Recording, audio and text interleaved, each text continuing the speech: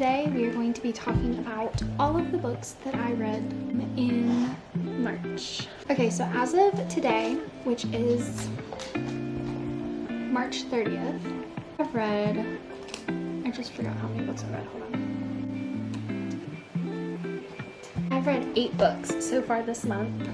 That's not including my DNFs or the ones that I'm like still reading, but like tandem reading with other books.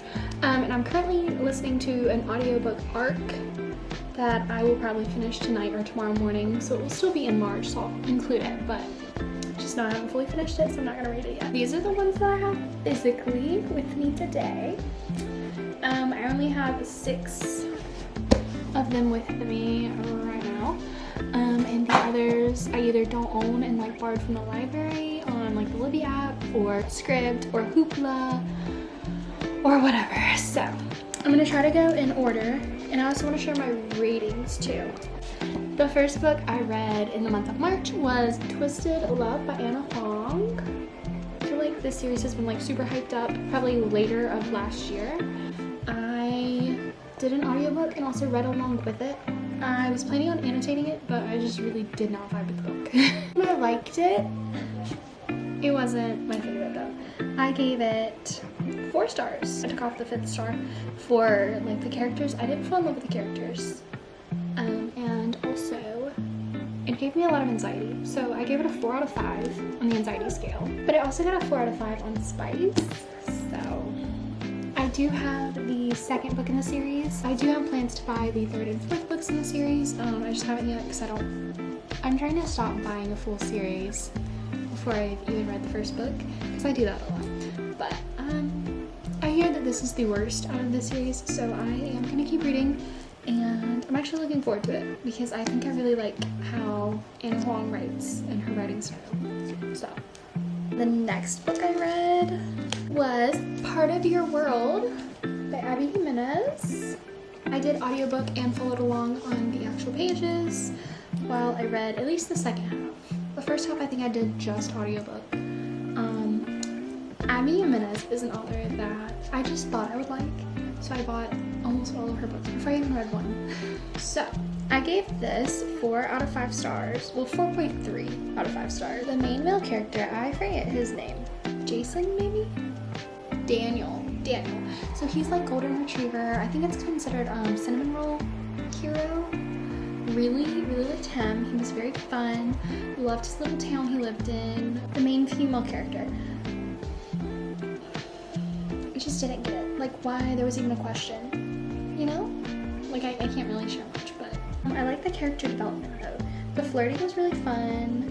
And it did give insight into relationships with domestic violence and like abusive partners, which I thought was very cool. Kind of talking about that, trying to break the stigma. That was very cool, very inclusive. Third Act Breakup is in this book. Absolutely hate Third Act Breakup. I keep telling myself I'm gonna stop reading books with Third Act Breakup, but I still keep falling for them. And the lack of communication. So the miscommunication trope is like least favorite in the entire world. So this didn't have miscommunication, it just had lack of communication. Like if the main characters communicated more towards the end of the book, I feel like we wouldn't have had as many problems. We still would have had some. And I get that books need conflict and like yada yada, but I was not a fan of this conflict. It did give me a 2 out of 5 on the anxiety scale and a 1.5 out on spice. I did feel like it was kind of like an instant love though, like the instant love trope that people talk about. It just felt kind of unrealistic, but yeah. I did like that the female main character, what's her name? Alexis was rich and Daniel was poor, because it gave me a good mix-up from the typical billionaire romances where like the rich man, broke woman, like, you know. It was funny and enjoyable. I just feel like the conflict could have been resolved way easier if, you know, some people just like fought and also communicated. Yeah. The next book I read was The Santa Suit by Mary Kate Andrews. I was in a Christmas mood, and this was a super short audiobook, and I listened to it on 2.5x, so I am editing shorter. I think it's like 200 and something pages. I didn't write my review yet on Goodreads. I need to go back and do that, but I did give it 4 stars. I feel like this was more of a like women's fiction, you know, than it was a romance. It was very cute read. I definitely want to read more by Mary Kate Andrews. She wrote The Newcomer and some other books that I've kind of seen at Barnes & Noble's. Definitely look forward to it. I really liked Mary Kay Andrews' The Santa Suit. It was a very cute book. The like spiciest thing to happen was like kissing. It was like super low on spice. I would definitely recommend it. Probably wait until later towards Christmas time to read it, unless you want to torment yourself like I do and read books out of season. The next book I read was The Wife Upstairs by Frida McFadden. I actually thought that this was a different book when I started listening to it on, I think Scribd is what I used. I thought it was The Wife Upstairs by Rachel Hawkins. I was a little confused, but I really liked it. At first it kind of felt like a ripoff of Verity, with some like minor changes, but after having completed the book, I feel like Verity was the ripoff because this one was so much better. And I don't get why it's not as hyped up as Verity was. Like, I get Coho's pretty popular and a lot of people really like her writing, myself included. It Ends With Us is like my first ever 5-star read. But Frida McFadden is a very, very good thriller writer as well. And she did very, very well on this book. There were some twists and turns that I didn't even see coming. And the ending wasn't that bad. Was a lot of boring moments, I guess, where things just felt like they weren't happening, like nothing was happening, it was just filler. And there was a lot of missed opportunities. Like, I felt like there could have been some more like twists and turns and it still would have been a really, really good read. I did actually give it 3.5 stars now that I'm reading my actual review. It didn't feel like something that I would ever think about again. Didn't feel like something that would give me a book hangover. Like, Verity did give me a book hangover. I will give Coho that. But Frida McFadden had a better attention to detail, I think. It just, it was missing some stuff. So that was kind of like the difference. I would recommend reading. Yeah. Just don't go in with like super high expectations. I mean, I tell people to always do that. But, I mean, it was good. Next, I listened to my first ever Stephen King book. It was one of his novellas. It is A Good Marriage, and it's so good. And basically it's about a woman who finds out that her husband is potentially a serial killer.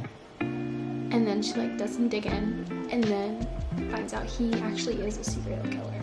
And then he comes home from his business trip and like talk it out, and it's like a whole story about like how they were like so happy and like perfect together, and then like he's apparently now a serial killer. And they're like an older couple too. I think she's like 50 or 60. They have kids, I think maybe grandkids. It's a whole thing. I gave it 4 out of 5 stars. It was very short and to the point. It gave me very little anxiety. Absolutely no spice. I would have enjoyed it being longer, actually, and had more of like the in-between. I feel like it jumped timelines a lot. Like, it went from like in the beginning to the end, like not a lot of middle. I would like more of the before the beginning too. I feel like Stephen King, this is my first book I've really read by him, but I really liked his writing style. It was very gory though, that is something. But I really liked it. I would have wanted more, you know? It was single POV, which I really, really like. Single POVs are very fun for me in thriller books. Yeah, I just took off a star for it being so short. I just wanted more of the story, you know? Yeah. Next, I read a novella by Megan Quinn. I've been hearing all about her on TikTok and Bookstagram, and I hear that she's very good with her romance and her spice. So when I saw that there was a novella on Scribd and it was like a very, very short listen, I was like, yes, please, let's try this out before I go listen to one of her long books. I gave it 3.5 stars. Spice was 3.5 for me. The anxiety was a 1.5 for me. I think because it was so short. I thought it was very cute. Overall, I gave it a 3.5. It's basically like this guy, he got out of a divorce and hasn't been with anybody, so his parents are like hanging out with him because he hangs out with his parents a lot, and they're like, we're gonna take you out, we're gonna be your wingman. They take him to a bar, he runs into somebody who is actually his ex-wife's best friend, and they like kind of go on this little adventure throughout the night, and stuff happens. So the next book I read was The Wife Upstairs by Rachel Hawkins. I saw that I had the audiobook on one of my mini apps. I was like, well, I wanted to read this earlier, so I might as well go ahead and read it now. Okay, it doesn't say a whole lot on the back. book, so I'm not going to share too much. But it's a really good thriller, a lot of twists and turns, like a whole lot of twists and turns. This is very, very, very, very good. I can't remember what I rated. I think I gave it 4.5. I gave it 4 out of 5, but I think I really should round it up to 4.5. Not that that affects my rating on Goodreads, but the ending was like outrageously good.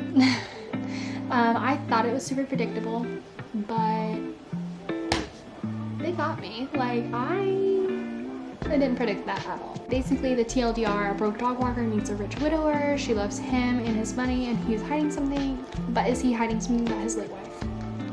I really, really, really, really, really hated the main female character though, Jane. She was very obnoxious, very annoying, very greedy. Maybe a tad narcissistic. I really didn't like her. So that made it unenjoyable. Anxiety, 1.5 out of 5. 0 spice. 4 out of 5 stars, but I'm rounding that up to 4.5, so. And the last book that I finished for the month is actually our book club read for Bookkeeper's Tavern. If you don't know, Bookkeeper's Tavern is a Discord community that I run on Discord. About books, we have a book club, we have all kinds of fun stuff. But we do polls every month and everybody votes, and this is what they picked for March. The Invisible Life of Addie LaRue by V.E. Schwab. I have been tandem reading this the entire month. I think I started like a week or 2 late actually. It's a very, very long audiobook. I think it was like 12 or 13 hours. I did audio and reading. It was a very, very slow read up until like the 75-80% mark. Then it got really good. So I was dragging. If it wasn't for the book club, I would have DNF'd. So I gave it 3.8 stars, rounded up to 4 because the writing was really good. I liked the main male characters. I liked the character development a lot. I did not like all the excess detail. Like, I felt like there was so much excess detail. The book could have been probably 100 pages shorter if we just took out all the unnecessary similes and description and all that. I also did not like the flipping of timelines that much either, because we'd be in like the 1800s and then 2014 and then like 1780 and then back and forth. It was too much. It got very confusing too. Maybe because I was on the audiobook, but I also read on the pages and I got confused too. It's like, what is going on, what's happening? It was just hard to keep up. Overall, I gave it 3.8 stars out of 5. The spice was 0.5. The anxiety was 2.5 for me out of 5. I would probably recommend it. I feel like the ending's not what you would expect. So the ending kind of helped make up for how slow it was for the first 70% of the book.